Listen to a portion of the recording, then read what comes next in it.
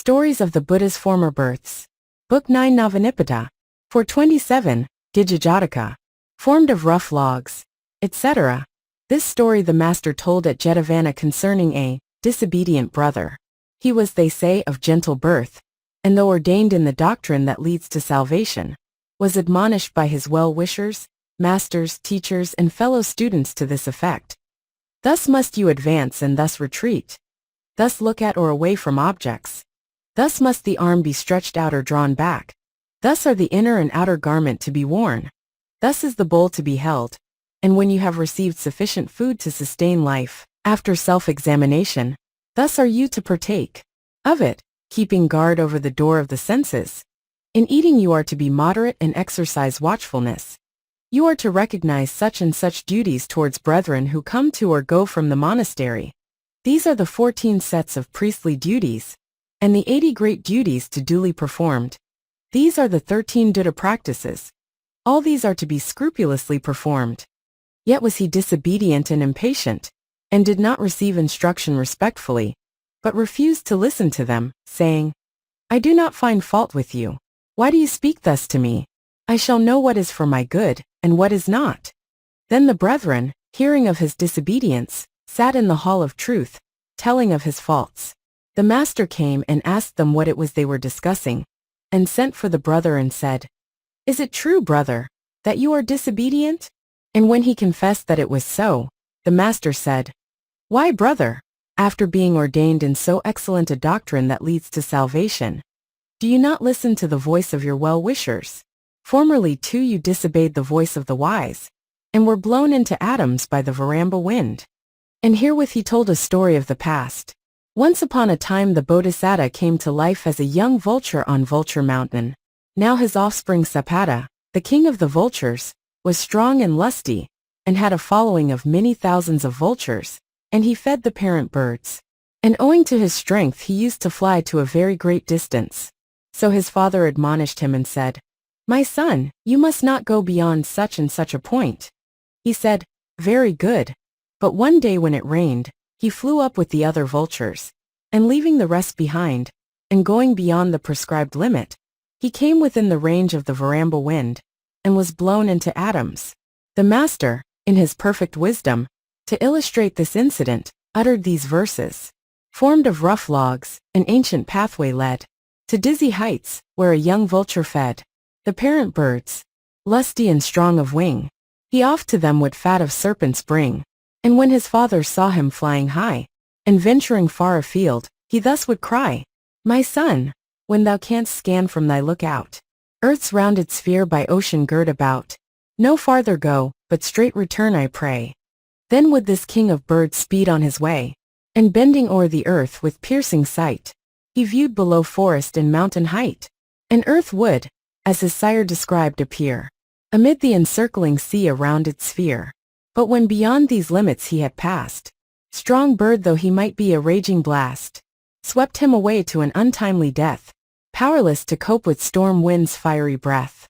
Thus did the bird by disobedience prove fatal to those dependent on his love. So perish all that scornful of old age deride the warnings uttered by the sage, as the young vulture wisdom's voice defied, and scorned the limits set to bound his pride. Therefore, brother, be not like unto this vulture, but do the bidding of your well-wishers. And being thus admonished by the master, he thenceforth became obedient.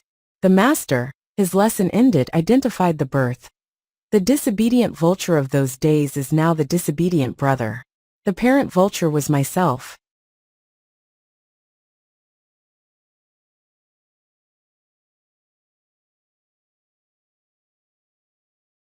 Stories of the Buddha's Former Births. Book 9 Navanipada. 428, Kosambī Jataka. Wiener the Brotherhood, etc. This story the master, while dwelling in the Gajjhā park near Kosambī, told concerning certain quarrelsome folk at Kosambī. The incident that led to the story is to be found in the section of the Vinaya relating to Kosambī.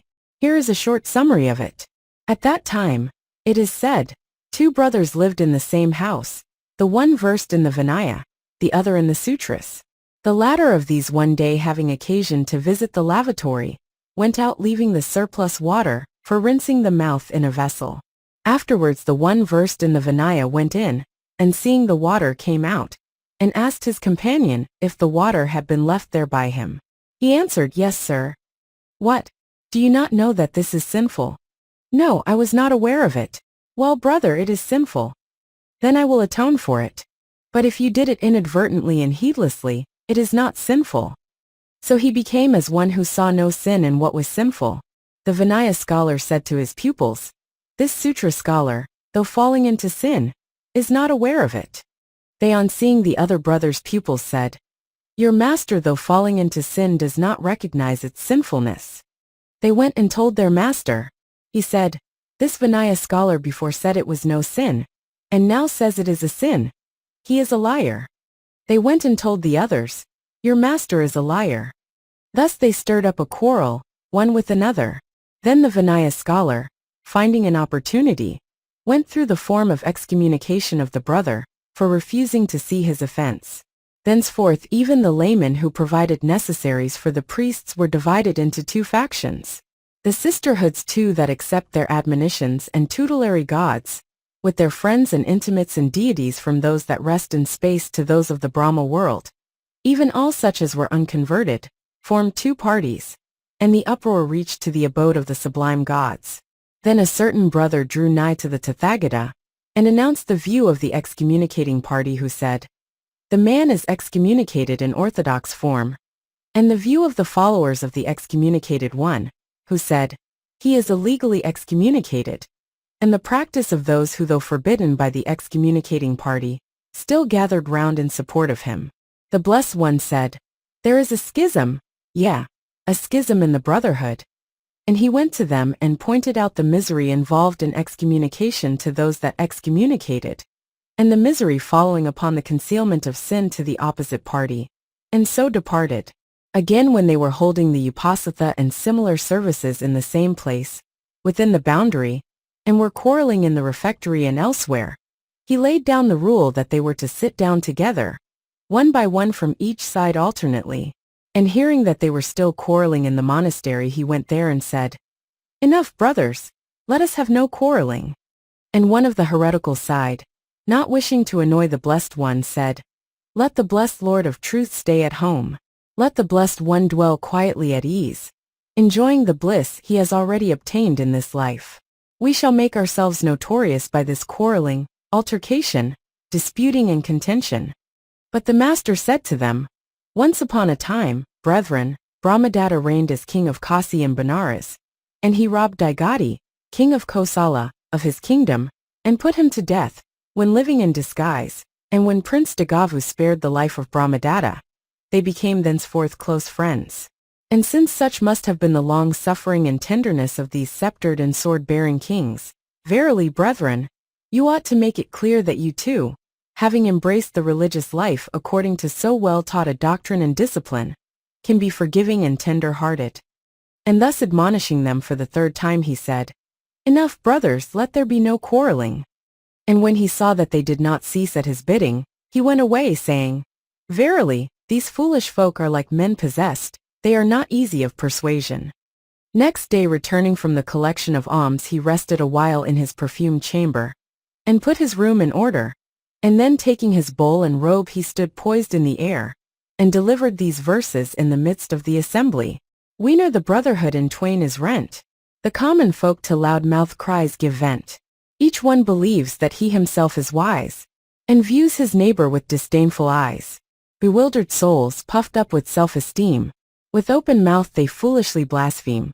And as through all the range of speech they stray, they know not whom as leader to obey. This man abused me, that struck me a blow. A third o'ercame and robbed me long ago." All such as harbor feelings of this kind, to mitigate their wrath are ne'er inclined. He did abuse and befame me of yore. He overcame me and oppressed me sore. They who such thoughts refuse to entertain, appease their wrath and live at one again. Not hate, but love alone makes hate to cease. This is the everlasting law of peace. Some men the law of self-restraint despise, but who make up their quarrels they are wise.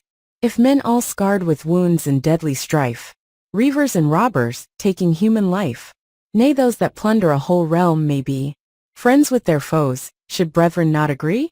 Shouldst thou a wise and honest comrade find, a kindred soul, to dwell with thee inclined, all dangers past, with him thou still wouldst stray, in happy contemplation all the day.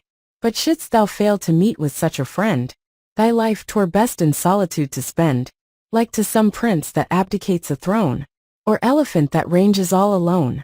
For choice adopt the solitary life. Companionship with fools but leads to strife.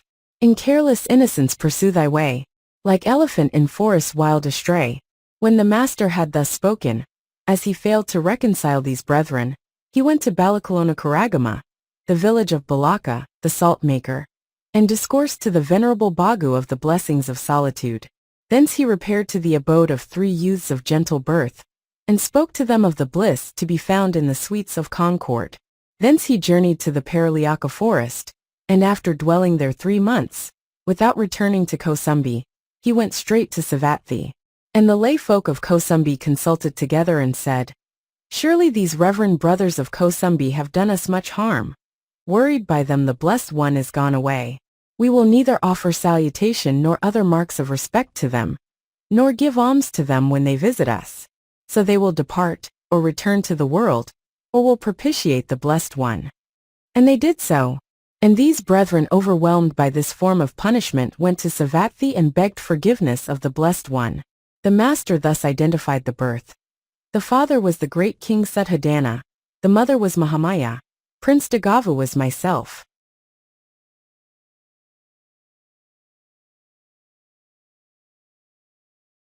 Stories of the Buddha's Former Births. Book 9 Navanipada. 429, Mahasuka Jataka. Wherever fruitful trees, etc. This story the master dwelling at Jetavana told concerning a certain brother. The story goes that he lived in a forest near a border village in the Kosala country, and received instruction in forms of meditation from the master. The people made him a dwelling place on a site where men continually passed to and fro, providing him with day and night quarters, and attentively ministered to him. In the very first month after he had entered upon the rainy season, the village was burned down, and the people had not so much as a seed left, and were unable to supply his alms bowl with savory food. And though he was in a pleasant place of abode, he was so distressed for alms that he could not enter upon the path or its fruition. So when at the end of 3 months he went to visit the master, after words of kindly greeting, the master hoped that though distressed for alms, he had a pleasant place to live in. The brother told him how matters stood. The master, on hearing that he had pleasant quarters, said, "Brother, if this is so, an ascetic ought to lay aside covetous ways, and be content to eat whatever food he can get, and to fulfill all the duties of a priest. Sages of old, when born into the world as animals, though they lived on the powdered dust of the decayed tree in which they had their abode, laid aside greedy desires, and were contented to stay where they were, and fulfilled the law of love. Why then do you abandon a pleasant dwelling place, because the food you receive is scanty and coarse?" And at his request the master told a story of the past. Once upon a time many myriads of parrots lived in the Himalaya country, on the banks of the Ganges, in a grove of fig trees. A king of the parrots there, when the fruit of the tree in which he dwelt had come to an end, ate whatever was left, whether shoot or leaf or bark or rind, and drank of water from the Ganges, and being very happy and contented he kept where he was. Owing to his happy and contented state the abode of Sakka was shaken. Sakka, reflecting on the cause, saw the parrot, and to test his virtue, by his supernatural power he withered up the tree, which became a mere stump perforated with holes, and stood to be buffeted by every blast of wind, and from the holes dust came out. The parrot king ate this dust and drank the water of the Ganges, and going nowhere else sat perched on the top of the fig stump, reeking not of wind and sun. Sakka noticed how very contented the parrot was, and said, after hearing him speak of the virtue of friendship, "I will come and give him his choice of a boon, and cause the fig tree to bear ambrosial fruit." So he took the form of a royal goose, and preceded by Sujja in the shape of an azure nymph, he went to the grove of fig trees, and perching on the bough of a tree close by, he entered into conversation with the parrot, and spoke the first stanza. "Wherever fruitful trees abound, a flock of hungry birds is found. But should the trees all withered be, away at once the birds will flee, And after these words to drive the parrot thence he spoke the second stanza. Haste thee, Sir Redbeak, to be gone. Why dost thou sit and dream alone? Come tell me, prithee, bird of spring, to this dead stump why dost thou cling? Then the parrot said, O goose, from a feeling of gratitude, I forsake not this tree. And he repeated 2 stanzas. They who have been close friends from youth, mindful of goodness and of truth, in life and death, in weal and woe, the claims of friendship ne'er forego. I too would fain be kind and good to one that long my friend has stood. I wish to live, but have no heart, from this old tree, though dead to part. Saka on hearing what he said was delighted, and praising him wished to offer him a choice, and uttered 2 stanzas. I know thy friendship and thy grateful love, virtues that wise men surely must approve. I offer thee whatever thou wilt for choice. Parrot, what boon would most thy heart rejoice? On hearing this, the king parrot making his choice spoke the 7th stanza. If thou, O goose, what most I crave wouldst give, grant that the tree I love again may live. Let it once more with its old vigor shoot, gather fresh sweetness and bear goodly fruit. Then Saka, granting the boon, spoke the 8th stanza.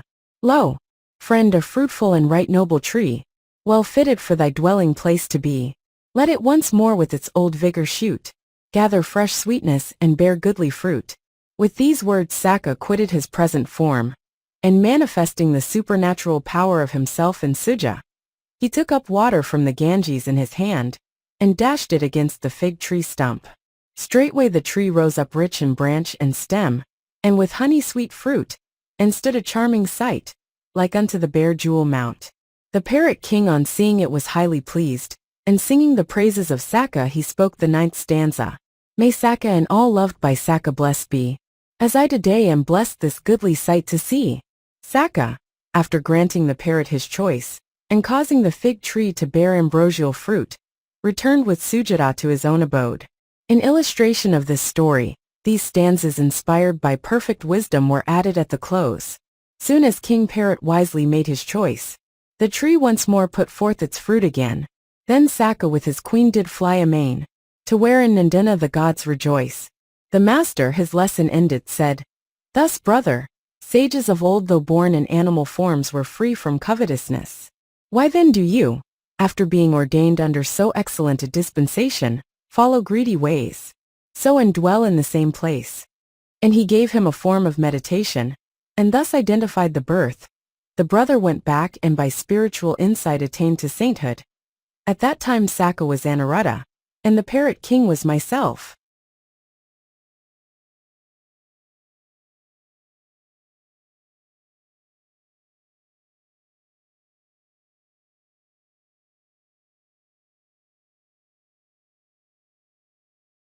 Stories of the Buddha's Former Births. Book 9 Navanipata. 430 Cullasuka Jataka.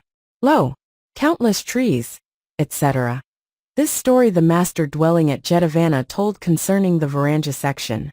When the master after passing the rainy season at Varanja, in due course arrived at Savatthi, the brethren in the Hall of Truth raised a discussion saying, Sirs, a Tathagata, a delicately nurtured Kshatriya and Buddha, though possessed of supernatural powers, at the invitation of a Brahmin of Varanja stayed 3 months with him, and when owing to the temptation of Mara, he failed to receive an alms at the hands of the Brahmin, even for a single day, he gave up all covetous ways, and keeping in the same place for 3 months lived on water, and a modicum of the ground flower of roots. 4950, 1 of the contented nature of Tathagatas. When the master came, and on inquiry learned the nature of their discussion, he said, It is no marvel, brethren, that a Tathagata now has lost all covetousness, seeing that formerly when born in an animal form, he forsook covetousness.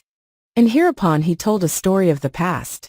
The whole story is now to be related in detail in exactly the same way as in the preceding tale. Lo, countless trees are here, all green and fruitful. See, why, parrot, dost thou cling to this poor withered tree? Long years we have enjoyed the luscious fruit it bare, and though it now has none, it still should claim our care. Nor leaves nor fruit it yields, alas! The tree is dead. Why blame thy fellow birds, that they should all have fled?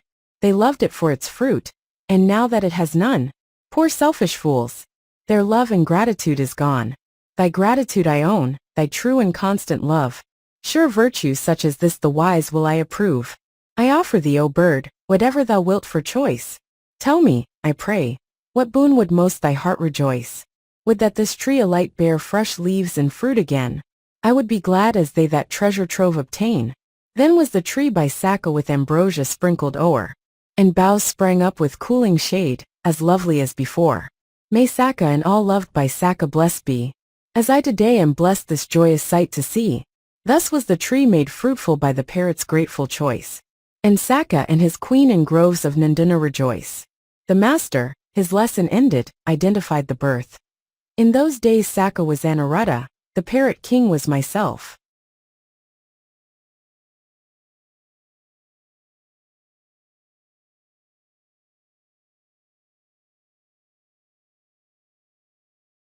Stories of the Buddha's Former Births.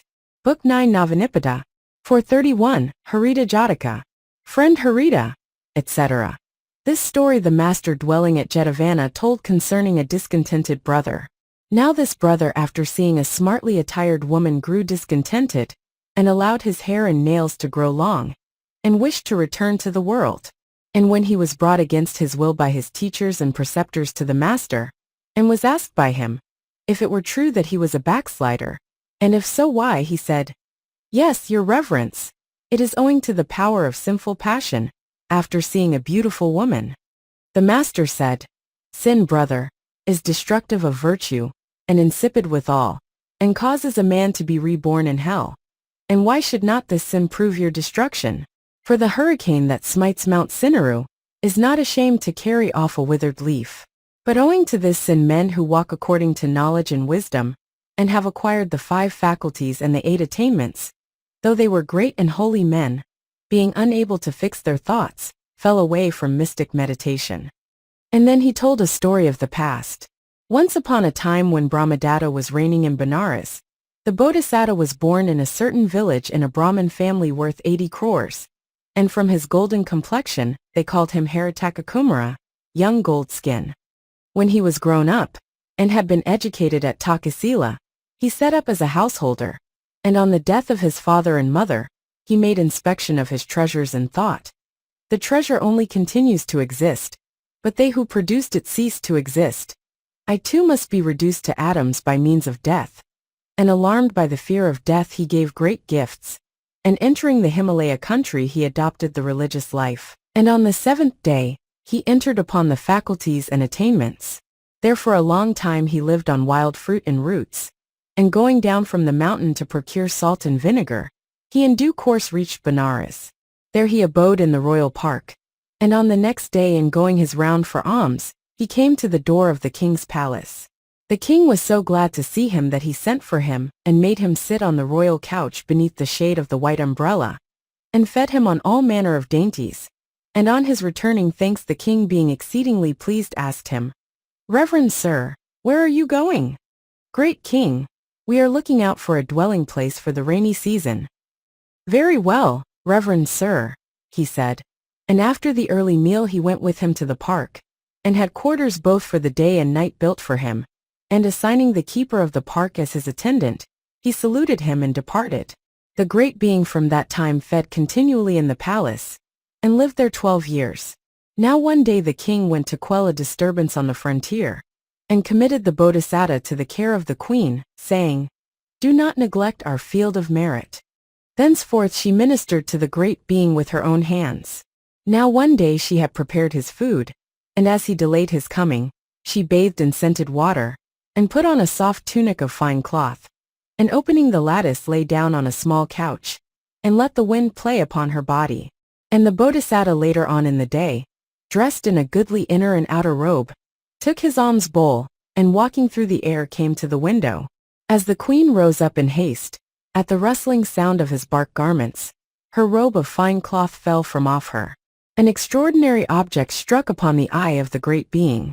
Then the sinful feeling, that had been dwelling for countless eons in his heart, rose up like a snake lying in a box, and put to flight his mystic meditation. Being unable to fix his thoughts he went and seized the queen by the hand, and forthwith they drew a curtain round them. After misconducting himself with her, He partook of some food and returned to the park. And every day thenceforth he acted after the same manner. His misconduct was blazed abroad throughout the whole city. The king's ministers sent a letter to him, saying, Harita the ascetic is acting thus and thus. The king thought, they say this being eager to separate us, and disbelieved it. When he had pacified the border country he returned to Benares, and after marching in solemn procession round the city, he went to the queen and asked her, Is it true that the holy ascetic Harita misconducted himself with you? It is true, my lord. He disbelieved her also, and thought, I will ask the man himself. And going to the park he saluted him, and sitting respectfully on one side he spoke the first stanza in the form of a question.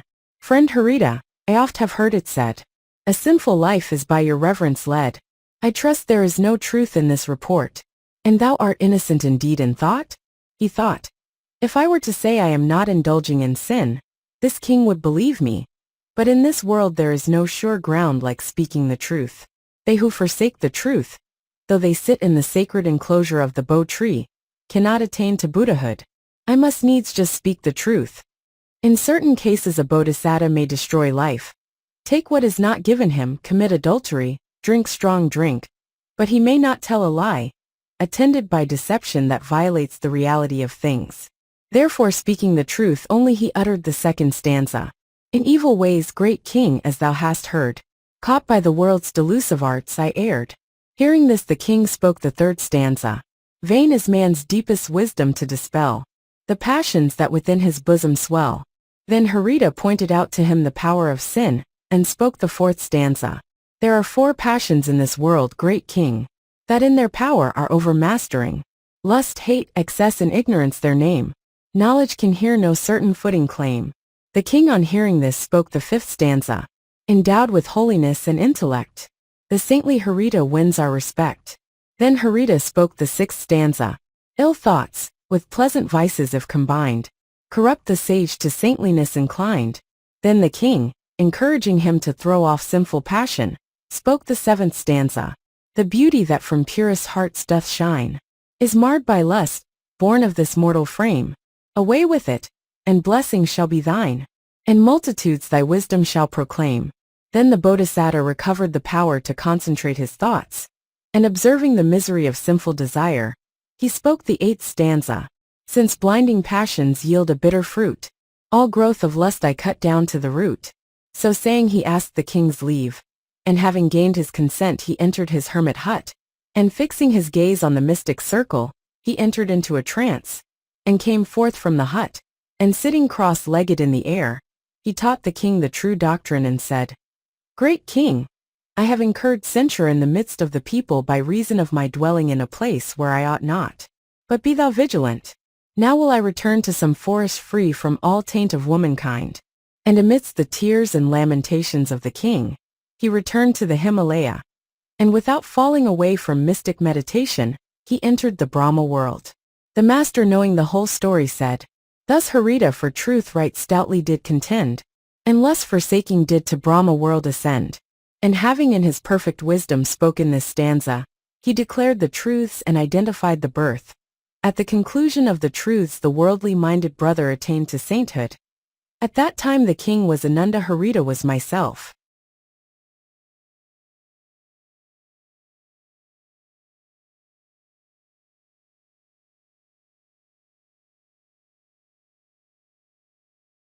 Stories of the Buddha's Former Births. Book 9 Navanipada. 432, Padakusalamanava Jataka. O Patala by Ganges, etc. This story the master dwelling at Jetavana told concerning a certain boy. He was, they say, the son of a householder at Savatthi, just 7 years old, and skilled in recognizing footsteps.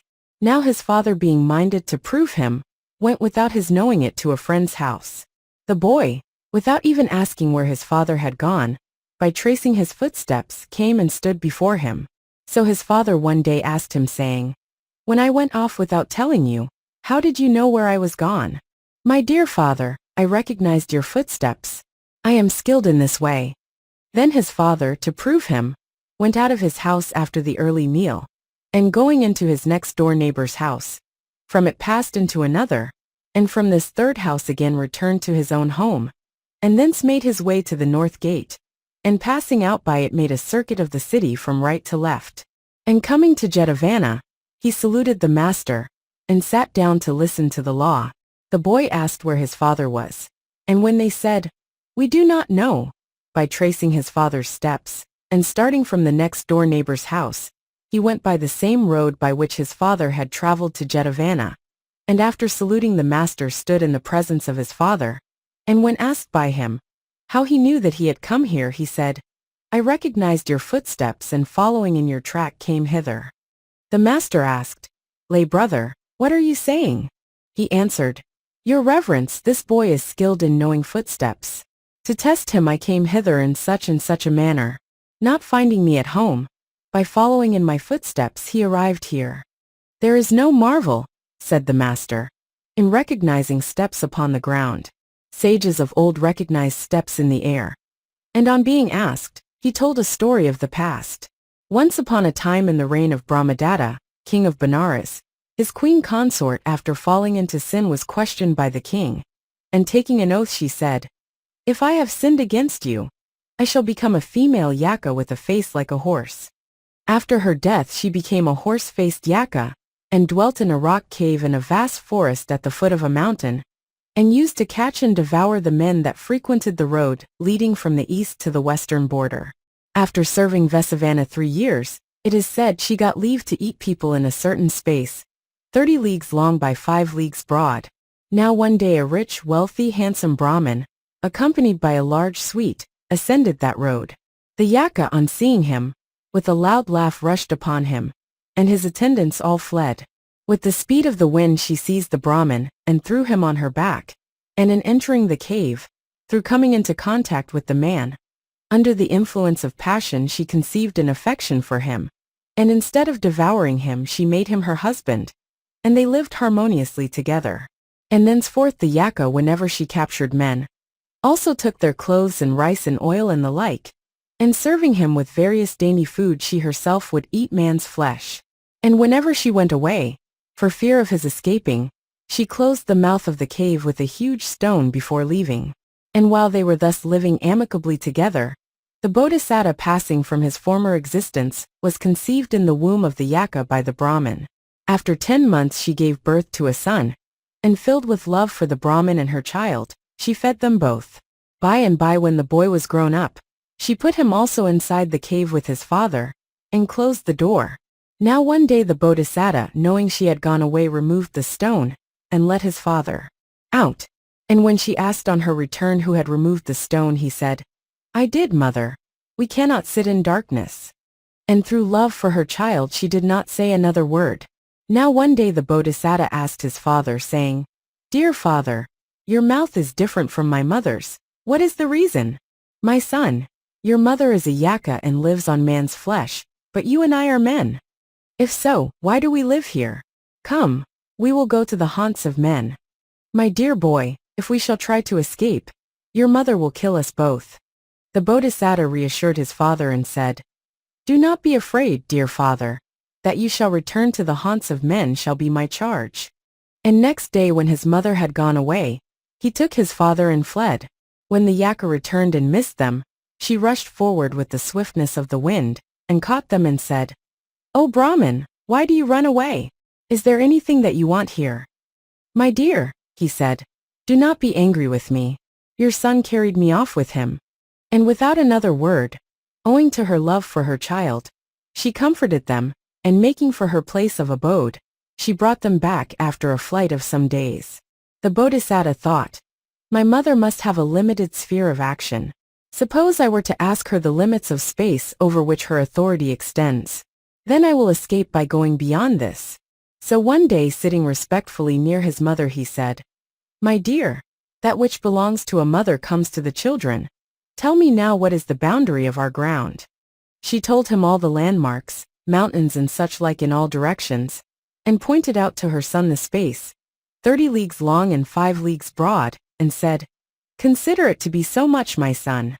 After the lapse of 2 or 3 days, when his mother had gone to the forest, he put his father on his shoulder, and rushing on with the swiftness of the wind, by the hint given him by his mother, He reached the bank of the river that was the limit. The mother too, when on her return she missed them, pursued after them.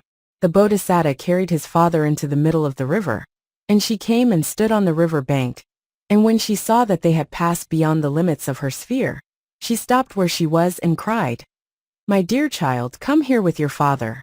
What is my offense? In what respect do not things go well with you? Come back, my lord." Thus did she beseech her child and husband. So the Brahmin crossed the river. She prayed to her child also and said, "Dear son, do not act after this sort, come back again. Mother, we are men, you are a yaka. We cannot always abide with you.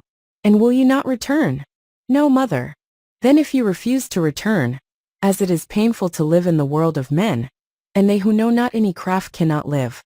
I am skilled in the lore of the philosopher's stone. By its power, one can follow after the lapse of 12 years in the steps of those that have gone away. This will prove a livelihood to you. Take, my child, this invaluable charm." And though overcome by such great sorrow, through love of her child, she gave him the charm.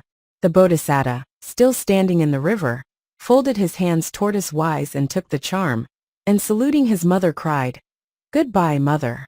The yaka said, "If you do not return, my son, I cannot live."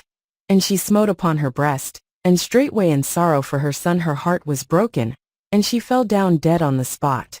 The Bodhisattva, when he knew his mother was dead, called to his father, and went and made a funeral pile, and burned her body. After extinguishing the flames, he made offerings of various colored flowers, and with weeping and lamentation returned with his father to Benares. It was told the king, "A youth skilled in tracking footsteps is standing at the door."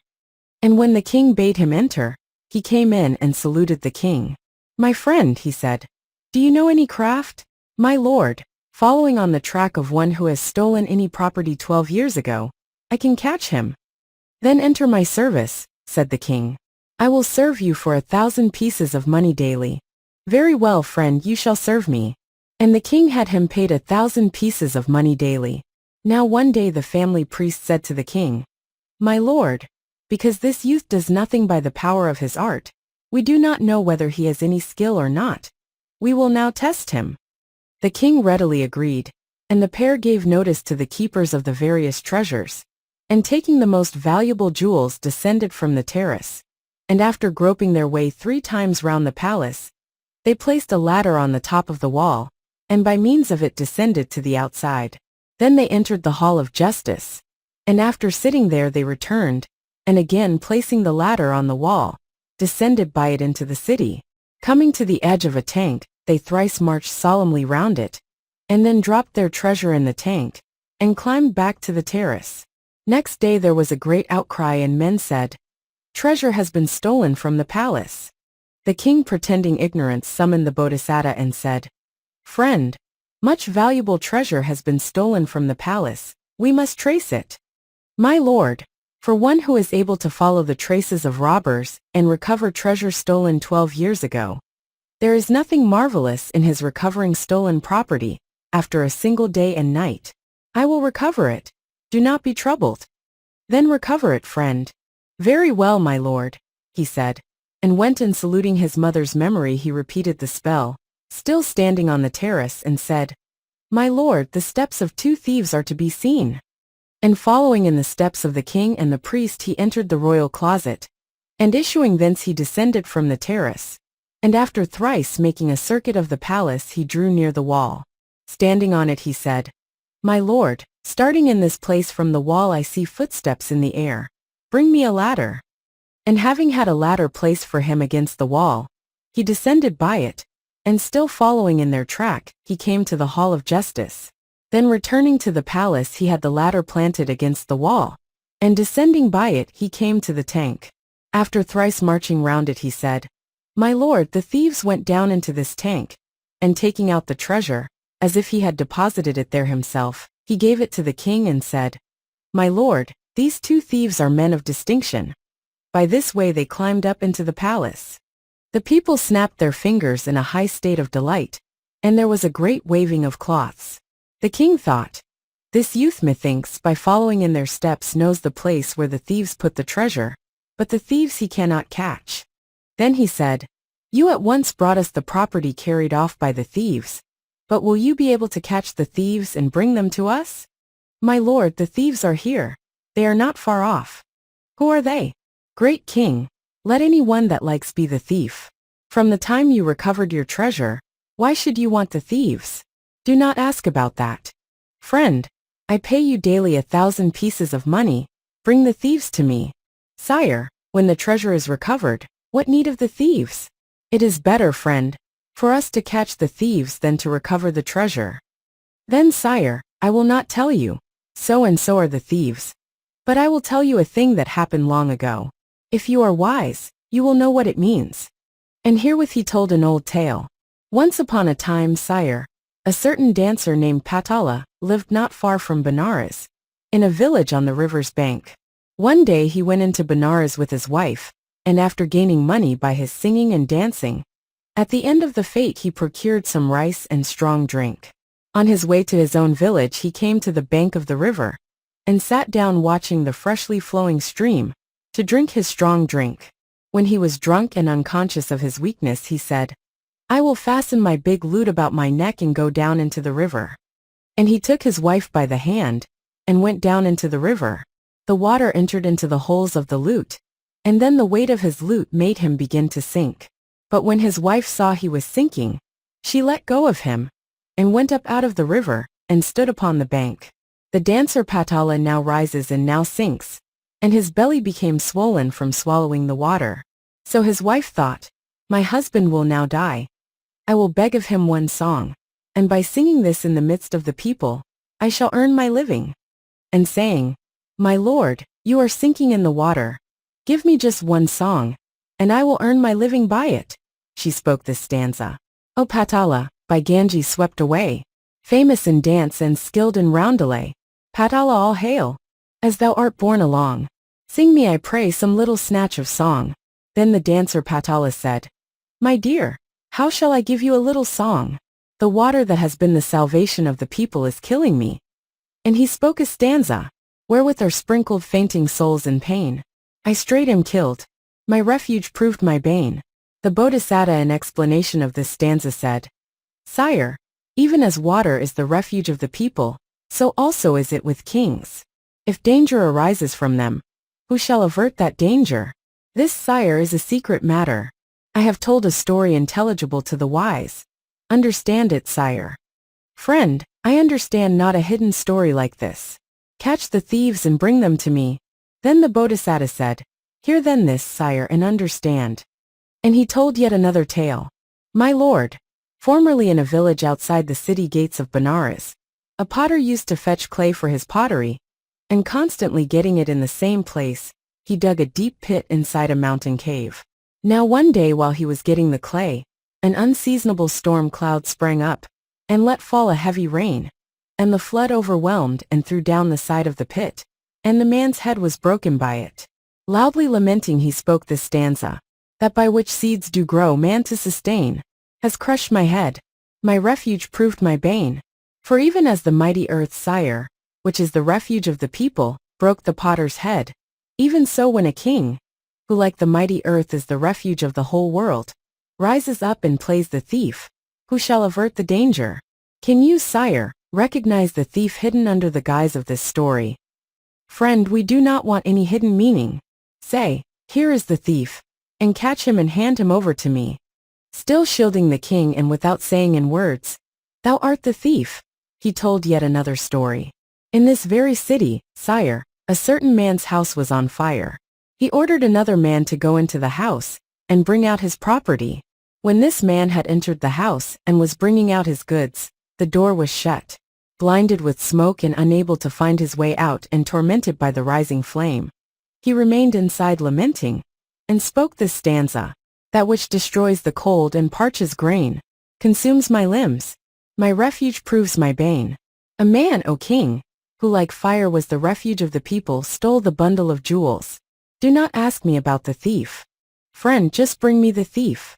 Without telling the king that he was a thief, he told yet another story.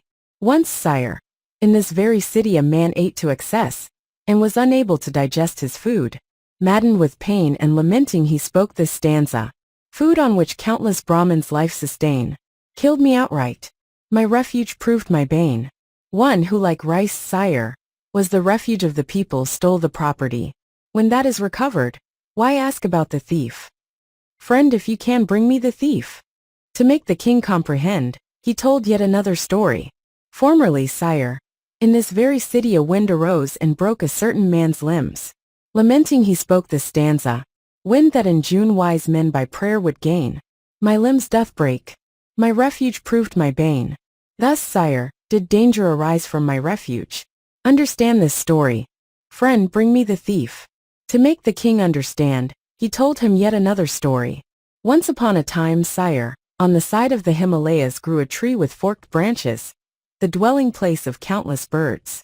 Two of its boughs rubbed against one another. Hence arose smoke, and sparks of fire were let fall. On seeing this, the chief bird uttered this stanza. Flame issues from the tree where we have lain. Scatter, ye birds. Our refuge proves our bane. For just as, sire, the tree is the refuge of birds, so is the king the refuge of his people. Should he play the thief, who shall avert the danger? Take note of this, sire. Friend, only bring me the thief. Then he told the king yet another story. In a village of Benares, sire, on the western side of a gentleman's house was a river full of savage crocodiles. And in this family was an only son, who on the death of his father watched over his mother. His mother against his will brought home a gentleman's daughter as his wife. At first she showed affection for her mother-in-law, but afterwards, when blessed with numerous sons and daughters of her own, she wished to get rid of her. Her own mother also lived in the same house. In her husband's presence she found all manner of fault with her mother-in-law, to prejudice him against her, saying, I cannot possibly support your mother. You must kill her. And when he answered, Murder is a serious matter. How am I to kill her? She said, When she has fallen asleep, we will take her, bed and all, and throw her into the crocodile river. Then the crocodiles will make an end of her. And where is your mother? He said. She sleeps in the same room as your mother. Then go and set a mark on the bed on which she lies, by fastening a rope on it. She did so and said, I have put a mark on it. The husband said, Excuse me a moment. Let the people go to bed first. And he lay down pretending to go to sleep, and then went and fastened the rope on his mother-in-law's bed. Then he woke his wife, and they went together, and lifting her up, bed and all, threw her into the river. And the crocodiles there killed and ate her. Next day she found out what had happened to her own mother and said, My lord, my mother is dead, now let us kill yours. Very well then, he said, we will make a funeral pile in the cemetery, and cast her into the fire and kill her. So the man and his wife took her while she was asleep to the cemetery, and deposited her there. Then the husband said to his wife, Have you brought any fire? I have forgotten it, my lord. Then go and fetch it. I dare not go, my lord. And if you go, I dare not stay here. We will go together. When they were gone, the old woman was awakened by the cold wind, and finding it was a cemetery, she thought, They wish to kill me. They are gone to fetch fire. They do not know how strong I am. And she stretched a corpse on the bed and covered it over with a cloth, and ran away and hid herself in a mountain cave in that same place. The husband and wife brought the fire, and taking the corpse to be the old woman, they burned it, and went away. A certain robber had left his bundle in this mountain cave, and coming back to fetch it he saw the old woman and thought, This must be a Jātaka. My bundle is possessed by goblins. And he fetched a devil doctor. The doctor uttered a spell and entered the cave. Then she said to him, I am no Jātaka. Come, we will enjoy this treasure together. How is this to be believed? Place your tongue on my tongue. He did so, and she bit a piece off his tongue, and let it drop to the ground. The devil doctor thought, This is certainly a Jātaka. And he cried aloud and fled away, with the blood dripping from his tongue. Next day the old woman put on a clean undergarment, and took the bundle of all sorts of jewels, and went home. The daughter-in-law on seeing her asked, Where, mother, did you get this? My dear, all that are burned on a wooden pile in this cemetery receive the same. My dear mother, can I too get this? If you become like me you will. So without saying a word to her husband, in her desire for a lot of ornaments to wear, she went there and burned herself. Her husband next day missed her and said, "My dear mother, at this time of day is not your daughter-in-law coming?"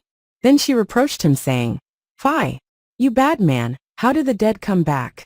And she uttered this stanza: "A maiden fair, with wreath upon her head, fragrant with sandal oil by me was led. A happy bride within my home to reign. She drove me forth. My refuge proved my bane. As the daughter-in-law, sire, is to the mother-in-law, so is the king a refuge to his people. If danger arises thence, what can one do? Take note of this, sire. Friend, I do not understand the things you tell me. Only bring me the thief." He thought, "I will shield the king." And he told yet another story. "Of old, sire, in this very city a man in answer to his prayer had a son. At his birth the father was full of joy and gladness at the thought of having got a son, and cherished him. When the boy was grown up, he wedded him to a wife. And by he himself grew old, and could not undertake any work. So his son said, 'You cannot do any work. You must go from hence.' And he drove him out of the house. With great difficulty he kept himself alive on alms. And lamenting he uttered this stanza: 'He for whose birth I longed, nor longed in vain, drives me from home. My refuge proved my bane.' Just as an aged father, sire, ought to be cared for by an able-bodied son, so too ought all the people to be protected by the king. And this danger now present has arisen from the king, who is the guardian of all men. No, sire, from this fact that the thief is so and so. I do not understand this, be it fact or no fact. Either bring me the thief, or you yourself must be the thief." Thus did the king again and again question the youth. So he said to him, "Would you, sire, really like the thief to be caught?" "Yes, friend. Then I will proclaim it in the midst of the assembly, so and so is the thief." "Do so, friend." On hearing his words he thought, "This king does not allow me to shield him. I will now catch the thief." And when the people had gathered together, he addressed them and spoke these stanzas: "Let town and country folk assembled all give ear. Lo, water is ablaze. From safety cometh fear. The plundered realm may well of king and priest complain. Henceforth protect yourselves. Your refuge proves your bane." When they heard what he said, people thought, "The king, though he ought to have protected others, threw the blame on another. After he had with his own hands placed his treasure in the tank, he went about looking for the thief. That he may not in future go on playing the part of a thief, we will kill this wicked king."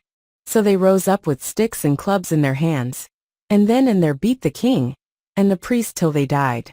But they anointed the Bodhisattva and set him on the throne. The master, after relating this story to illustrate the truths, said, "Lay brother, there is nothing marvelous in recognizing footsteps on the earth. Sages of old recognized them in the air." And he identified the birth. At the conclusion of the truths, the lay brother and his son attained to fruition of the first path. In those days the father was Kassapa, the youth skilled in footsteps was myself.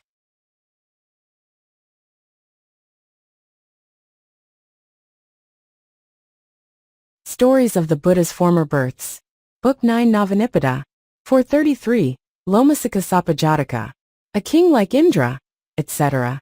This story the master dwelling at Jetavana told concerning a worldly-minded brother. The master asked him if he were longing for the world, and when he admitted that it was so, the master said, "Brother, even men of the highest fame sometimes incur infamy. Sins like these defile even pure beings, much more one like you." And then he told a story of the past. Once upon a time Prince Brahmadatta, son of Brahmadatta king of Benares, and the son of his family priest named Kassapa, were schoolmates and learned all the sciences in the house of the same teacher. By and by the young prince on his father's death was established in the kingdom. Kassapa thought, "My friend has become king. He will bestow great power on me. What have I to do with power? I will take leave of the king and my parents, and become an ascetic."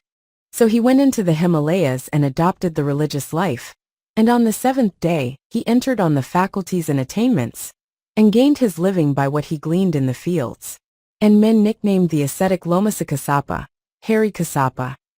With his senses mortified, he became an ascetic of grim austerity, and by virtue of his austerity the abode of Sakka was shaken. Sakka, reflecting on the cause, observed him and thought, "This ascetic, by the exceedingly fierce fire of his virtue, would make me fall even from the abode of Sakka. After a secret interview with the king of Benares, I will break down his austerity. By the power of a Sakka he entered the royal closet of the king of Benares at midnight and illuminated all the chamber with the radiance of his form. And standing in the air before the king he woke him up and said, "Sire, arise." And when the king asked, "Who are you?" he answered, "I am Sakka." "Wherefore are you come?" "Sire, do you desire or not sole rule in all India?" "Of course I do." So Sakka said, "Then bring Lomasakassassa here and bid him offer a sacrifice of slain beasts. And you shall become, like Sakka, exempt from old age and death, and exercise rule throughout all India." And he repeated the first stanza. "A king like Indra thou shalt be, ne'er doomed old age or death to see. Should Kassapa by thy advice offer a living sacrifice?" On hearing his words the king readily assented. Sakka said, "Then make no delay," and so departed. Next day the king summoned a counselor named Gijjhā and said, "Good sir, go to my dear friend Lomasakassassa, and in my name speak thus to him. The king by persuading you to offer a sacrifice will become sole ruler in all India, and he will grant you as much land as you desire. Come with me to offer sacrifice." He answered, "Very well, sire," and made proclamation by beat of drum to learn the place where the ascetic dwelt. And when a certain forester said, "I know," Gijjhā went there under his guidance with a large following, and saluting the sage sat respectfully on one side, and delivered his message. Then he said to him, "Gijjhā, what is this you say?" And refusing him he spoke these four stanzas. "No island realm, safe guarded in the sea, shall tempt me Gijjhā to this cruelty. A curse upon the lust of fame and gain, whence spring the sins that lead to endless pain. Better as homeless waif, to beg one's bread, than by a crime bring shame upon my head. Yea better bowl in hand to flee from sin, than by such cruelty a kingdom win." The counselor, after hearing what he said, went and told the king. Thought the king, should he refuse to come, "What can I do?" and kept silent. But Sakka at midnight came and stood in the air and said, "Why, sire, do you not send for Lomasakassassa and bid him offer sacrifice? When he is sent for, he refuses to come. Sire, adorn your daughter, Princess Kandavati, and send her by the hand of Gijjhā and bid him say, 'If you will come and offer sacrifice, the king will give you this maiden to wife.' Clearly he will be struck with love of the maiden and will come." The king readily agreed, and next day sent his daughter by the hand of Gijjhā. Gijjhā took the king's daughter and went there, and after the usual salutation and compliments to the sage, he presented to him the princess, as lovely as a celestial nymph, and stood at a respectful distance. The ascetic, losing his moral sense, looked at her, and with the mere look he fell away from meditation. The counselor, seeing that he was smitten with love, said, "Your reverence, if you will offer sacrifice, the king will give you this maiden to wife." He trembled with the power of passion and said, "Will he surely give her to me?" "Yes, if you offer sacrifice he will." "Very well," he said. "If I get her I will sacrifice." And taking her with him, just as he was, ascetic locks and all, he mounted a splendid chariot and went to Benares. But the king, as soon as he heard he was certainly coming, prepared for the ceremony in the sacrificial pit. So when he saw that he was come, he said, "If you offer sacrifice, I shall become equal to Indra, and when the sacrifice is completed, I will give you my daughter." Kassapa readily assented. So the king next day went with Kandavati to the sacrificial pit. There all four-footed beasts, elephants, horses, bulls, and the rest were placed in a line. Kassapa essayed to offer sacrifice by killing and slaying them all. Then the people that were gathered together there said, "This is not proper or befitting you, Lomasakassassa. Why do you act thus?" And lamenting they uttered two stanzas. Both sun and moon bear potent sway, and tides no power on earth can stay. Brahmins and priests almighty are, but womankind is mightier far. E'en so Kandavati did win grim Kassapa to deadly sin, and urged him by her sire's device to offer living sacrifices. At this moment Kassapa, to offer sacrifice, lifted up his precious sword to strike the royal elephant on the neck. The elephant, at the sight of the sword, terrified with the fear of death, uttered a loud cry. On hearing his cry the other beasts too, elephants, horses, and bulls, through fear of death uttered loud cries, and the people also cried aloud. Kassapa, on hearing these loud cries, grew excited and reflected on his matted hair. Then he became conscious of matted locks and beard, and the hair upon his body and breast. Full of remorse he cried, "Alas! I have done a sinful deed, unbecoming my character." And showing his emotion he spoke the 8th stanza. "This cruel act is of desire the fruit. The growth of lust I'll cut down to the root." Then the king said, "Friend, fear not. Offer the sacrifice, and I will now give you the Princess Kandavati, and my kingdom and a pile of the 7 treasures." On hearing this Kassapa said, "Sire, I do not want this sin upon my soul," and spoke the concluding stanza. "Curse on the lusts upon this earth so rife. Better by far than these the ascetic life.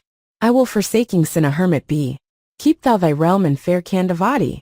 With these words he concentrated his thoughts on the mystic object, and recovering the lost idea sat cross-legged in the air, teaching the law to the king, and admonishing him to be zealous in good works.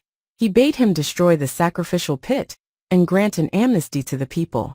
And at the king's request, flying up into the air he returned to his own abode.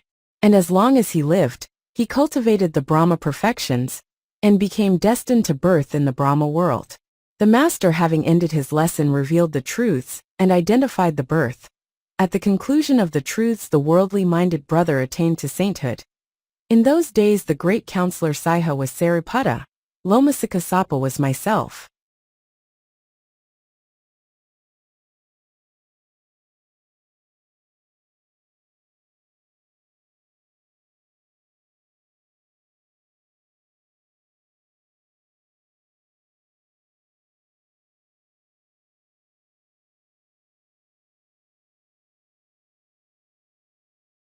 Stories of the Buddha's Former Births. Book 9 Navanipada. 434. Cakkavaka Jataka. Twin pair of birds, etc. This story the master dwelling at Jetavana told concerning a greedy brother. He was, it was said, greedy after the Buddhist requisites and casting off all duties of master and pastor. Entered Savatthi quite early, and after drinking excellent rice gruel served with many a kind of solid food in the house of Vasaka, and after eating in the daytime various dainties, paddy, meat and boiled rice. Not satisfied with this he goes about thence to the house of Cullasuka, and the king of Kosala, and various others. So one day a discussion was raised in the hall of truth, concerning his greediness. When the master heard what they were discussing, he sent for that brother, and asked him if it were true that he was greedy. And when he said yes, the master asked, "Why, brother, are you greedy? Formerly too, through your greediness, not being satisfied with the dead bodies of elephants, you left Benares and wandering about on the bank of the Ganges, entered the Himalaya country." And hereupon he told a story of the past. Once upon a time when Brahmadatta was reigning in Benares, a greedy crow went about eating the bodies of dead elephants, and not satisfied with them he thought, "I will eat the fat of fish on the bank of the Ganges." And after staying a few days there eating dead fish, he went into the Himalaya, and lived on various kinds of wild fruits. Coming to a large lotus tank abounding in fish and turtles, he saw there 2 golden-colored geese, who lived on the savala plant. He thought, "These birds are very beautiful and well-favored. Their food must be delightful. I will ask them what it is, and by eating the same I too shall become golden-colored." So he went to them, and after the usual kindly greetings to them, as they sat perched on the end of a bough, he spoke the first stanza in connection with their praises. Twin pair of birds in yellow dressed, so joyous roaming to and fro. What kind of birds do men love best? This is what I am fain to know. The ruddy goose on hearing this spoke the second stanza. O bird of humankind the pest, we above other birds are blessed. All lands with our devotion ring, and men and birds our praises sing. Know then that ruddy geese are we, and fearless wander o'er the seat. Hearing this the crow spoke the third stanza. What fruits upon the sea abound, and whence may flesh for geese be found? Say on what heavenly food ye live, such beauty and such strength to give. Then the ruddy goose spoke the fourth stanza. No fruits are on the sea to eat, and whence should ruddy geese have meat? Savala plant, stripped of its skin, yields food without a taint of sin. Then the crow spoke 2 stanzas. I like not, goose, the words you use. I once believed the food we choose to nourish us ought to agree with what our outward form might be. But now I doubt it, for I eat rice, salt and oil and fruit and meat. As heroes feast returned from fight, so I too in good cheer delight. But though I live on dainty fare, my looks with yours may not compare.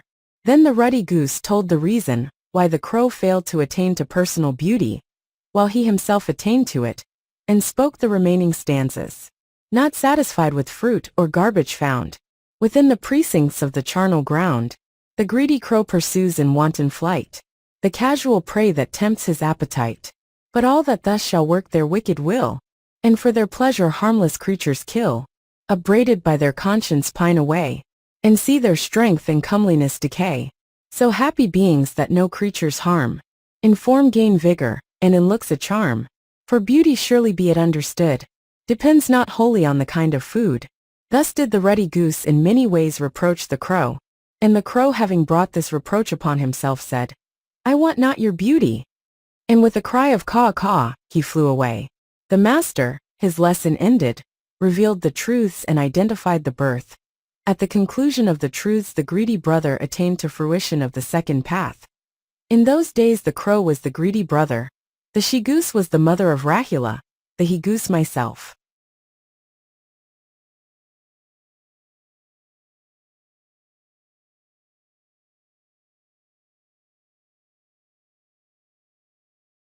Stories of the Buddha's Former Births.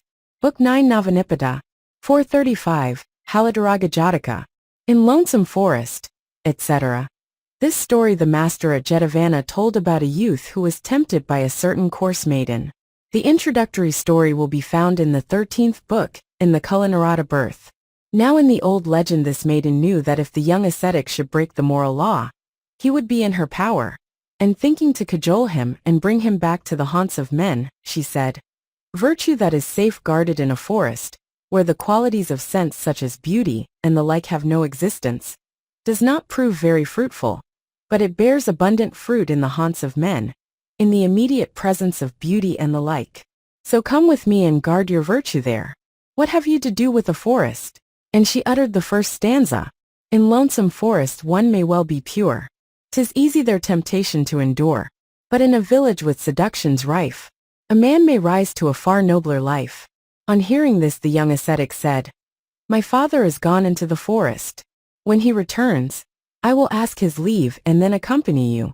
She thought, He has a father, it seems. If he should find me here, he will strike me with the end of his carrying pole and kill me. I must be off beforehand. So she said to the youth, I will start on the road before you, and leave a trail behind me. You are to follow me. When she had left him, he neither fetched wood, nor brought water to drink, but just sat meditating. And when his father arrived, he did not go out to meet him. So the father knew that his son had fallen into the power of a woman, and he said, Why, my son, did you neither fetch wood nor bring me water to drink, nor food to eat? But why do you do nothing but sit and meditate? The youthful ascetic said, Father, men say that virtue that has to be guarded in a forest is not very fruitful, but that it brings forth much fruit in the haunts of men. I will go and guard my virtue there. My companion has gone forward, bidding me follow, so I will go with my companion. But when I am dwelling there, what manner of man am I to affect? In asking this question he spoke the second stanza. This doubt, my father, solve for me, I pray. If to some village from this would I stray, men of what school of morals or what sect shall I most wisely for my friends affect? Then his father spoke, and repeated the rest of the verses. One that can gain thy confidence and love, can trust thy word, and with thee patient prove. In thought and word and deed will ne'er offend.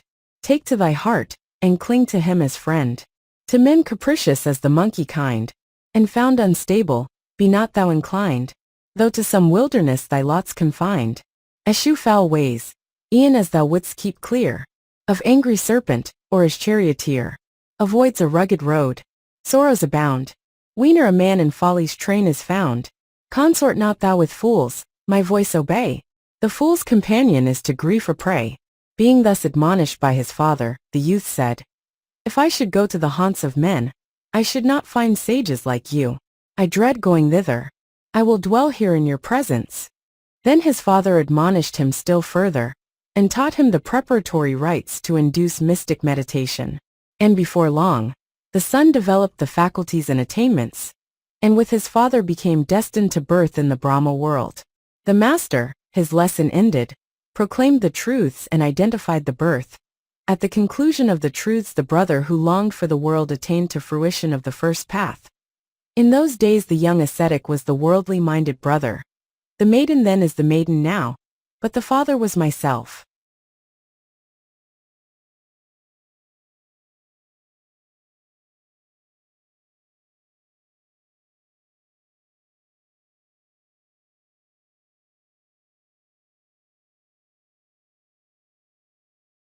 Stories of the Buddha's Former Births. Book 9 Navanipata. 436, Samugga Jataka. Whence come ye friends, etc. This story the master, while dwelling at Jetavana, told of a worldly-minded brother. The master, they say, asked him if it were true that he was hankering after the world, and on his confessing that it was so, he said, "Why, brother? Do you desire a woman? Verily woman is wicked and ungrateful. Of old Asura demons swallowed women, and though they guarded them in their belly, they could not keep them faithful to one man. How then will you be able to do so?" And hereupon he related an old world tale. Once upon a time when Brahmadatta was reigning in Benares, the Bodhisattva foregoing sinful pleasures entered the Himalayas, and adopted the religious life. And he dwelt there living on wild fruits, and developed the faculties and attainments. Not far from his hut of leaves lived an Asura demon. From time to time he drew nigh to the great being, and listened to the law. But taking his stand in the forest on the high road where men gathered together, he caught and ate them. At this time a certain noble lady in the kingdom of Kasi, of exceeding beauty, settled in a frontier village. One day she went to visit her parents, and as she was returning this demon caught sight of the men that formed her escort, and rushed upon them in a terrible form. The men let fall the weapons in their hands and took to flight. The demon, on seeing a lovely woman seated in the chariot, fell in love with her, and carrying her off to his cave made her his wife. Thenceforth he brought her ghee, husked rice, fish, flesh, and the like, as well as ripe fruit to eat, and arrayed her in robes and ornaments. And in order to keep her safe he put her in a box which he swallowed, and so guarded her in his belly. One day he wished to bathe, and coming to the tank he threw up the box, and taking her out of it he bathed and anointed her. And when he had dressed her he said, "For a short time enjoy yourself in the open air." And without suspecting any harm he went a little distance and bathed. At this time the son of Vayu, who was a magician, girt about with a sword, was walking through the air. When she saw him, she put her hands in a certain position, and signed to him to come to her. The magician quickly descended to the ground. Then she placed him in the box, and sat down on it, waiting the approach of the Asura. And as soon as she saw him coming, before he had drawn near to the box, she opened it, and getting inside lay over the magician, and wrapped her garment about him. The Asura came, and without examining the box, thought it was only the woman, and swallowed the box and set out for his cave. While on the road he thought, "It is a long time since I saw the ascetic. I will go today and pay my respects to him." So he went to visit him. The ascetic, spying him while he was still a long way off, knew that there were two people in the demon's belly, and uttering the first stanza he said, "Whence come ye friends? Right welcome all the three. Be pleased to rest with me a while, I pray. I trust you live at ease and happily. 'Tis long since any of you passed this way."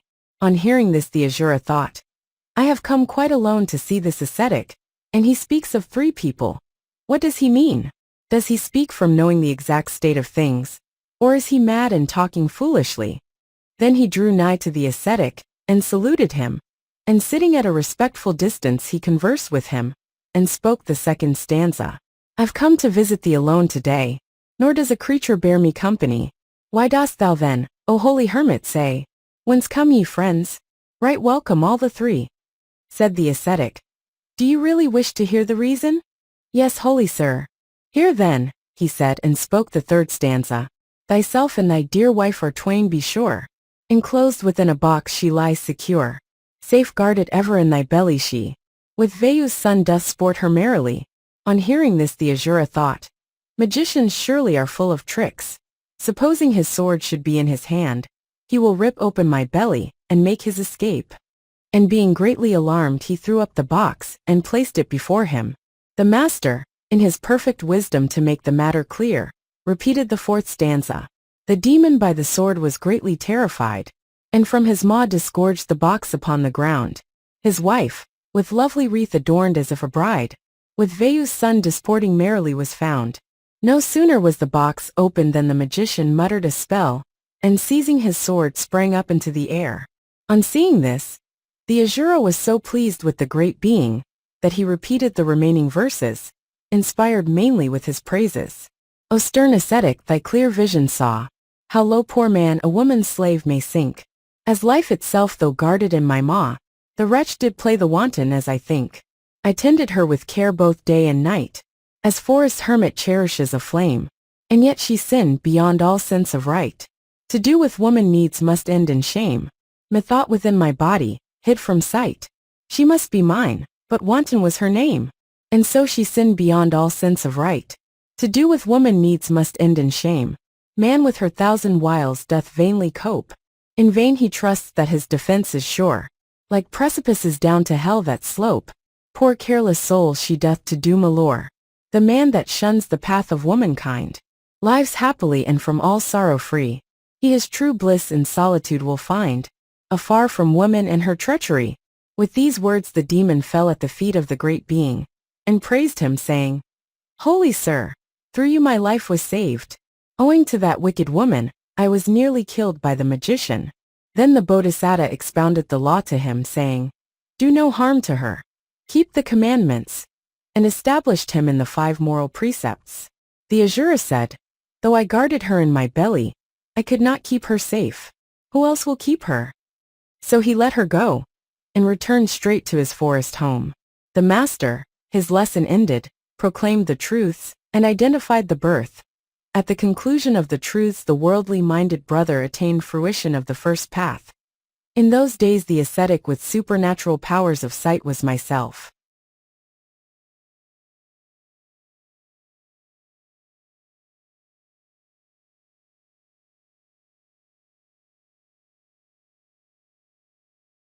Stories of the Buddha's Former Births. Book 9 Navanipada.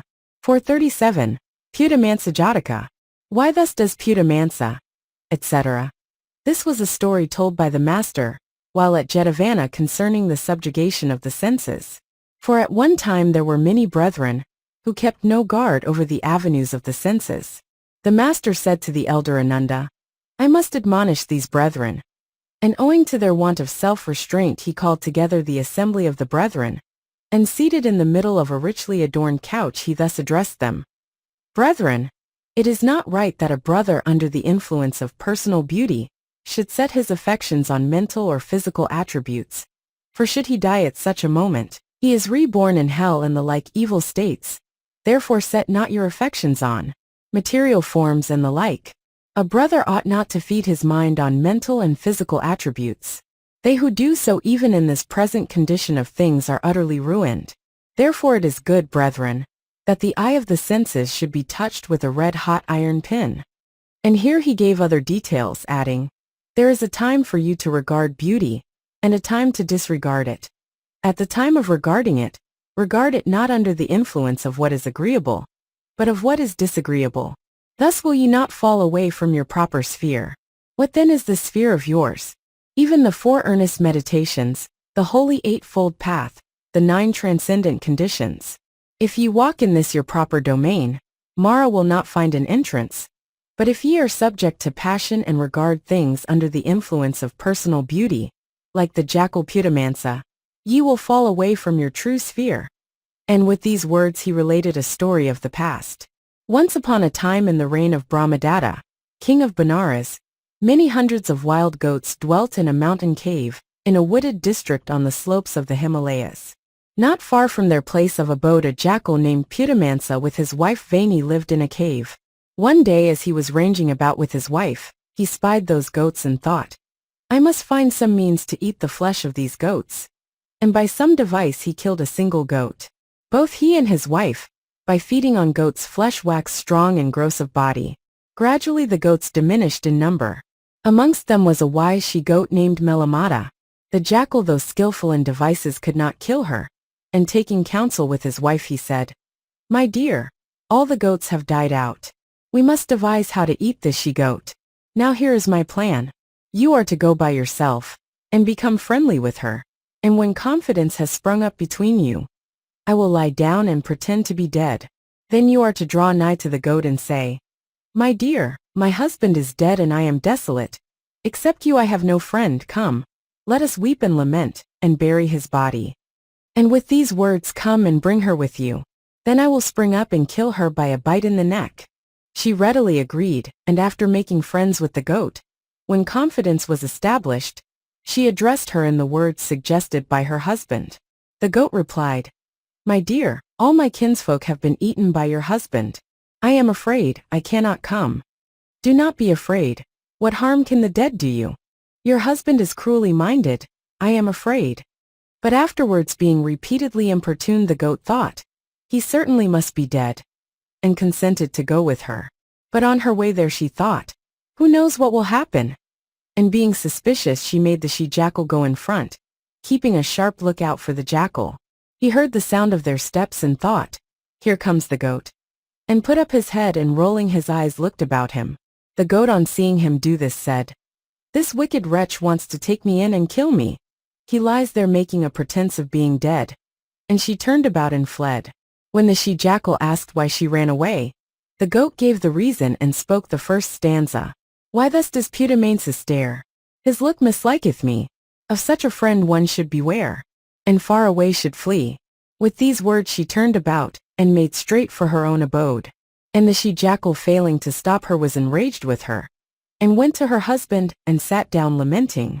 Then the jackal, rebuking her, spoke the second stanza.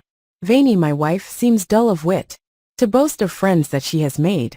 Left in the lurch she can but sit, and grieve, by Mala's art betrayed." On hearing this, the she-jackal spoke the third stanza. "You too, my lord, were hardly wise, and foolish creature, raised your head, staring about with open eyes, though feigning to be dead. At fitting times they that are wise know when to ope or close their eyes. Who look at the wrong moment will, like Putimansa, suffer ill." This stanza was inspired by perfect wisdom, but the she-jackal comforted Putimansa and said, "My lord, do not vex yourself. I will find a way to bring her here again, and when she comes, be on your guard and catch her." Then she sought the goat and said, "My friend, your coming proved of service to us. For as soon as you appeared, my lord recovered consciousness, and he is now alive. Come and have friendly speech with him." And so saying, she spoke the fifth stanza. "Our former friendship, goat, once more revive, and come with well-filled bowl to us, I pray. My lord I took for dead is still alive. With kindly greeting visit him today." The goat thought, "This wicked wretch wants to take me in. I must not act like an open foe. I will find means to deceive her." And she spoke the sixth stanza. "Our former friendship to revive, a well-filled bowl I gladly give. With a big escort I shall come. To feast us well, go hasten home." Then the she-jackal inquired about her followers, and spoke the seventh stanza. "What kind of escort will you bring, that I am bid to feast you well? The names of all remembering, to us I pray you truly tell." The goat spoke the eighth stanza and said, "Hounds gray and tan, for I'd one too. With Jambuk form my escort true. Go hurry home, and quick prepare, for all abundance of good fare. Each of these," she added, "is accompanied by 500 dogs. So I shall appear with a guard of 2,000 dogs. If they should not find food, they will kill and eat you and your mate." On hearing this, the she-jackal was so frightened that she thought, "I have had quite enough of her coming to us. I will find means to stop her from coming." And she spoke the ninth stanza. "Don't leave your house, or else I fear your goods will all soon disappear.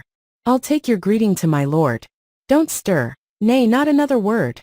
With these words she ran in great haste, as for her life, and taking her lord with her fled away. And they never durst come back to that spot. The master here ended his lesson and identified the birth. "In those days I was the divinity that dwelt there in an old forest tree."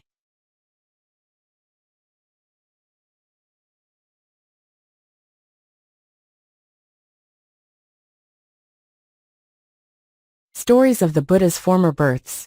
Book 9 Navanipada. 438. Tittira Jataka, thy harmless offspring, etc. This story the master, while dwelling at Vulture Peak, told concerning the going about of Devdutta to slay him. It was at this time that they started a discussion in the Hall of Truth, saying, Alas! Sirs, how shameless and base was Devdutta! Joining himself to Ajatasattu, he formed a plot to kill the excellent and supreme Buddha, by the suborning of archers, the hurling of a rock, and the letting loose of Nalajairai. The master came and inquired of the brethren what they were discussing in their assembly, and on being told what it was said, Not only now, but formerly too, Devdutta went about to kill me, but now he cannot so much as frighten me. And he related an old world legend. Once upon a time in the reign of Brahmadatta, king of Benares, a world-renowned professor at Benares gave instruction in science to 500 young Brahmins. One day he thought, So long as I dwell here, I meet with hindrances to the religious life, and my pupils are not perfected in their studies. I will retire into a forest home on the slopes of the Himalayas, and carry on my teaching there. He told his pupils, and bidding them bring sesame, husked rice oil, garments and such like, he went into the forest and building a hut of leaves took up his abode close by the highway. His pupils too each built a hut for himself. Their kinsfolk sent rice and the like, and the natives of the country saying, A famous professor, they say, is living in such and such a place in the forest, and giving lessons in science, brought presents of rice. And the foresters also offered their gifts, while a certain man gave a milch cow and a calf, to supply them with milk. Now a lizard along with her 2 young ones came to dwell in the hut of the teacher, and a lion and a tiger ministered to him. A partridge too constantly resided there, and from hearing their master teach sacred texts to his pupils, the partridge got to know 3 Vedas. And the young Brahmins became very friendly with the bird. By and by, before the youths had attained to proficiency in the sciences, their master died. His pupils had his body burnt, set up a tope of sand over his ashes, and with weeping and lamentation adorned it with all manner of flowers. So the partridge asked them why they wept. Our master, they replied, has died while our studies are still incomplete. If this is so, do not be distressed. I will teach you science. How do you know it? I used to listen to your master, while he was teaching you, and got up 3 Vedas by heart. Then do you impart to us what you have learned by heart. The partridge said, Well, listen. And he expounded knotty points to them, as easily as one lets down a stream from a mountain height. The young Brahmins were highly delighted, and acquired science from the learned partridge. And the bird stood in the place of the far-famed teacher, and gave lectures in science. The youths made him a golden cage, and fastening an awning over it, they served him with honey and parched grain in a golden dish, and presenting him with diverse colored flowers, they paid great honor to the bird. It was blazed abroad throughout all India, that a partridge in a forest was instructing 500 young Brahmins in sacred texts. At that time men proclaimed a high festival. It was like a gathering together of the people on a mountain top. The parents of the youths sent a message for their sons to come and see the festival. They told the partridge, and entrusting the learned bird and all the hermitage to the care of the lizard, they left for their several cities. At that moment an ill-conditioned wicked ascetic wandering about hither and thither came to this spot. The lizard on seeing him entered into friendly talk with him, saying, In such and such a place you will find rice, oil and such like. Boil some rice and enjoy yourself. And so saying he went off in quest of his own food. Early in the morning the wretch boiled his rice, and killed and ate the 2 young lizards, making a dainty dish of them. At midday he killed and ate the learned partridge and the calf. And in the evening no sooner did he see the cow had come home, than he killed her too and ate the flesh. Then he lay down grunting at the foot of a tree, and fell asleep. In the evening the lizard came back, and missing her young ones went about looking for them. A tree sprite observing the lizard all of a tremble because she could not find her young ones, by an exercise of divine power, stood in the hollow of the trunk of the tree and said, Cease trembling, lizard. Your young ones and the partridge and the calf and cow have been killed by this wicked fellow. Give him a bite in the neck, and so bring about his death. And thus talking with the lizard the deity spoke the first stanza. Thy harmless offspring he did eat, though thou didst rice in plenty give. Thy teeth make in his flesh to meat, nor let the wretch escape alive. Then the lizard repeated 2 stanzas. Filth doth his greedy soul, like nurse's garb, besmear. His person all is proof against my fangs I fear. Flaws by the base ingrate are everywhere espied. Not by the gift of worlds can he be satisfied. The lizard so saying thought, this fellow will wake up and eat me. And to save her own life she fled. Now the lion and the tiger were on very friendly terms with the partridge. Sometimes they used to come and see the partridge, and sometimes the partridge went and taught the law to them. Today the lion said to the tiger, it is a long time since we saw the partridge. It must be 7 or 8 days. Go and bring back news of him.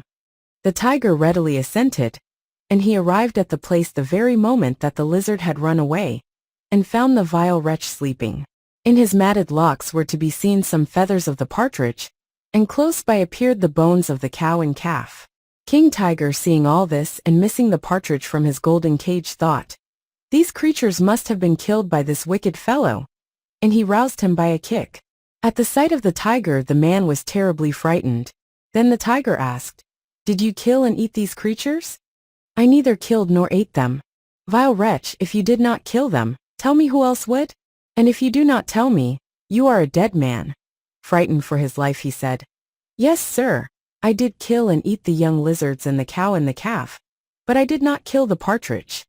And though he protested much, the tiger did not believe him but asked, whence did you come here? My lord, I hawked about merchants' wares for a living in the Kalinga country, and after trying one thing and another I have come here. But when the man had told him everything that he had done, the tiger said, you wicked fellow, if you did not kill the partridge, who else could have done so? Come, I shall bring you before the lion, the king of beasts. So the tiger went off, driving the man before him. When the lion saw the tiger bringing the man with him, putting it in the form of a question, he spoke the 4th stanza. Why thus in haste, Sabahu, art thou here? And why with thee does this good youth appear? What need for urgency is here, I pray? Quick, tell me truly and without delay. On hearing this the tiger spoke the 5th stanza. The partridge, sire, our very worthy friend. I doubt, today has come to a bad end. This fellow's antecedents make me fear. We may ill news of our good partridge here. Then the lion spoke the 6th stanza. What may the fellow's antecedents be? And what the sins that he confessed to thee? To make thee doubt that some misfortune may have fallen on the learned bird today. Then in answer to him King Tiger repeated the remaining verses. As peddler through Kalinga land, rough roads he traveled, staff in hand. With acrobats he has been found, and harmless beast in toils has bound. With dicers too has often played, and snares for little birds has laid. In crowds with cudgel sticks has fought, and game by measuring corn has sought. False to his vows in midnight fray, wounded he washed the blood away. His hands he burned through being bold, to snatch at food too hot to hold. Such was the life I heard he led. Such are the sins upon his head. And since we know the cow is dead, and feathers midst his locks appear, I greatly for friend partridge fear. The lion asked the man, did you kill the learned partridge? Yes, my lord, I did. The lion, on hearing him speak the truth, was anxious to let him go, but King Tiger said, the villain deserves to die. And then and there rent him with his teeth. Then he dug a pit and threw the body into it. The young Brahmins, when they returned home, not finding the partridge, with weeping and lamentation left the place. The master ended his lesson saying, thus, brethren, did Devdutta of old too go about to kill me. And he identified the birth. At that time the ascetic was Devdutta, the lizard Kisagotami, the tiger Moggallana, the lion Sariputta, the world-renowned teacher Kassapa, and the learned partridge was myself.